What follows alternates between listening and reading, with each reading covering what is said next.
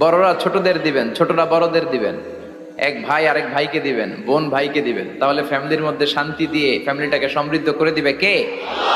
কারণ সালাম অর্থই শান্তি। সালাম অর্থ কি? ফ্যামিলির মধ্যে আমাদের এই সালামের প্রচলন নাই। বিশ্বনবী সাল্লাল্লাহু আলাইহি ওয়াসাল্লাম স্ত্রীদেরকে আগে সালাম দিতেন, সাহাবাদেরকে আগে সালাম দিতেন। মা আয়েশা বলেন, এত বছর বিশ্বনবী সংসার করলাম, একদিনও আগে সালাম দিতে পারি নাই। সবসময় বিশ্বনবী আমাকে আগে সালাম দিয়ে দিতেন। তো সাইয়েদনা আদমকে সৃষ্টি করার পরে আল্লাহ বললেন, আদম সাল্লিম আলা উলাইকান নাফার, বুখারীর বর্ণনা, ফেরেশতাদের এই দলটাকে তুমি সালাম দাও। সাইয়েদনা আদম আলাইহিস সালাম অহংকার করেন নাই।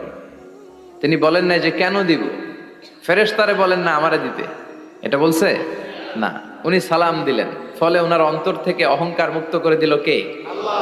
বিশ্বনবী বলেছেন, আল বাদিউ বিস সালামি বারিউম মিনাল কিবর, আগে আগে যে